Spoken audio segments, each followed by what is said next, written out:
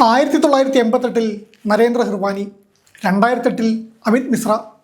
ചരിത്രത്താളുകളിൽ മാത്രം കുറിക്കപ്പെട്ട് കിടന്ന ഈ ഇതിഹാസ റെക്കോർഡുകളിലേക്ക് 2026 ഇതാ മറ്റൊരു ഇന്ത്യൻ താരം കൂടി പേര് ചേർത്തിരിക്കുന്നു. കന്നി ടെസ്റ്റിൽ തന്നെ 5 വിക്കറ്റ് നേട്ടം കൈവരിക്കുന്ന ഈ നൂറ്റാണ്ടിലെ രണ്ടാമത്തെ മാത്രം ഇന്ത്യൻ താരമായി മാറിയിരിക്കുകയാണ് മാനവ് സുധർ. അരങ്ങേറ്റ മത്സരത്തിൽ തന്നെ എതിരാളികളെ കറക്കിയെറിഞ്ഞ് ക്രിക്കറ്റ് ലോകത്തെ ഞെട്ടിച്ചിരിക്കുകയാണ് യുവതാരം. അശ്വിനും ജഡേജയ്ക്കും അക്ഷർ പട്ടേലിനും ശേഷം ഇന്ത്യൻ സ്പിൻ പാരമ്പര്യത്തിൻ്റെ പുതിയ മുഖമായി രാജസ്ഥാനിൽ നിന്നുള്ള ഈ ഇടംകയ്യൻ അത്ഭുതം മാറുമോ എന്നാണ് ഇനി അറിയേണ്ടത്. അഫ്ഗാനിസ്ഥാനെതിരെ വെറും 33 റൺസിന് 6 വിക്കറ്റുകൾ പിഴുത് റെക്കോർഡ് ബുക്കിലേക്ക് നടന്നു കയറിയ മാനവ് സുധർ ഇന്ത്യക്ക് കൂറ്റൻ ജയമാണ് സമ്മാനിച്ചത്. ചരിത്ര നേട്ടത്തോടെയാണ് ഇടംകയ്യൻ സ്പിന്നർ മാനവ് സുധർ തൻ്റെ അന്താരാഷ്ട്ര കരിയറിന് തുടക്കമിട്ടിരിക്കുന്നത്.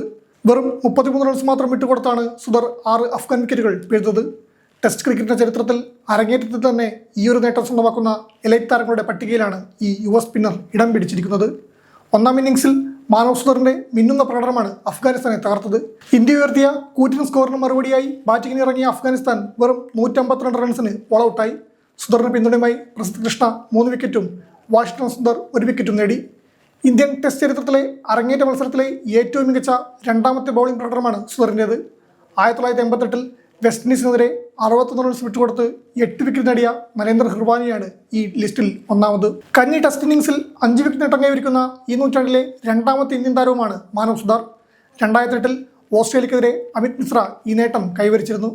അരങ്ങേറ്റ മത്സരത്തിൽ 5 വിക്കറ്റ് നേടുന്ന 10ാമത്തെ ഇന്ത്യൻ താരവും 7ാമത്തെ സ്പിന്നറുമാണ് മാനവ് സുധർ.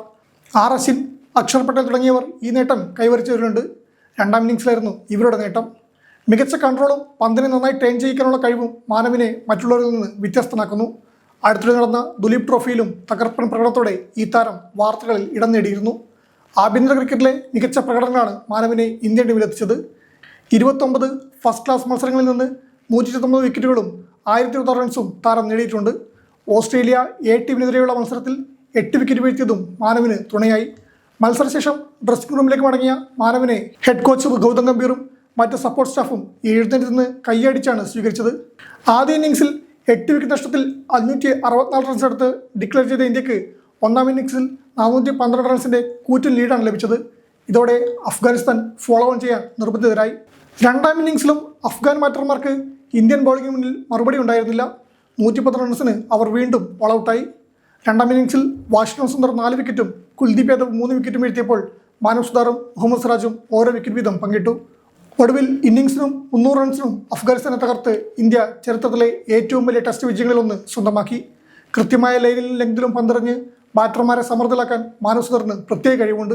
രവീന്ദ്ര ജഡേജയ്ക്കും അക്ഷർ പട്ടേലിനും ശേഷം ഇന്ത്യൻ ടീമിലേക്ക് ഒരു മികച്ച ഇടംകയ്യൻ സ്പിൻ ഓൾറൗണ്ടറായി വളരാൻ മാനവ് സുധറിന് സാധിക്കുമോ? നിങ്ങളുടെ അഭിപ്രായങ്ങൾ കമൻറ്റ് ചെയ്യാം.